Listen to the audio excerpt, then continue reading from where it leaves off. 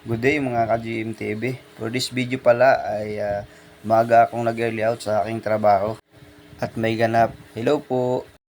Kakain daw sa labas. Diyan tayo mabilis pagkakain. Kaya inagapan ko na. Naglakad na nga pala ako kasi medyo traffic sa ganitong mga oras. Kaya tara samahan nyo ako. Dito pala tayo ngayon sa Pasig. Dito pala ako na-assign at ini-assign ng aking bagong agency.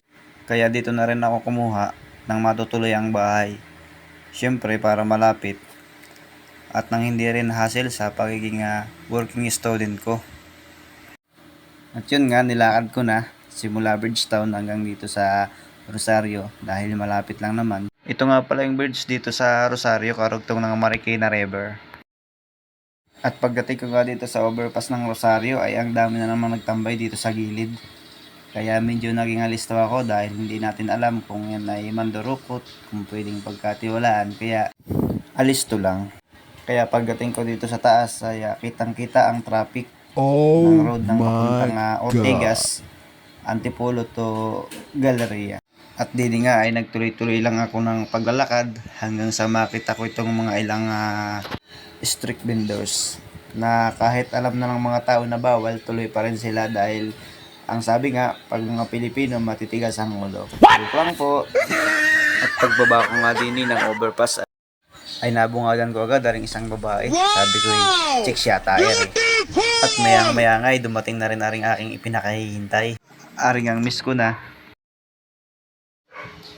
Aring ang paglapit ay niyakap ko na baka magtampo pa.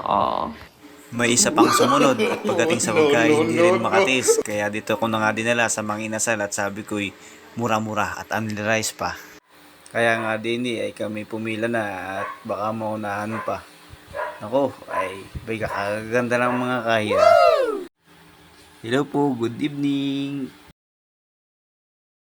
Pagdating nga ng aming mga in-order ay sabi ko'y umpisahan na natin. Yummy, yummy, yummy, yummy meal time. At pagkatapos nga namin kumain sa inasal ay nag-ikot-ikot muna kami dito sa loob ng Choice Market. Dito pala ito sa Pasig, Ortigas Avenue. Kaya mamasyal na kayo dito.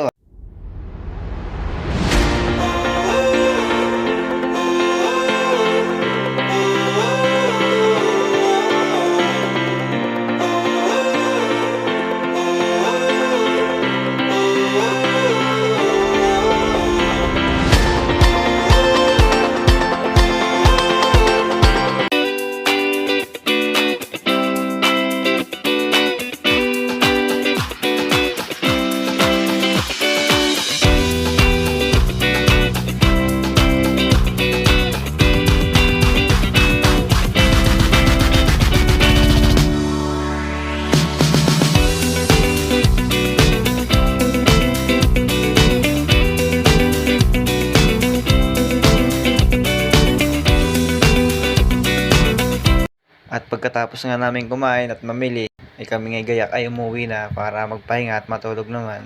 Para kinabukasan ay magawa ang mga naka-assign na trabaho para sa bahay. Sa lahat po ng nakapanood ng video kong ito, please follow and support my page. Thank you and God bless. Sana mag-enjoy tayong lahat.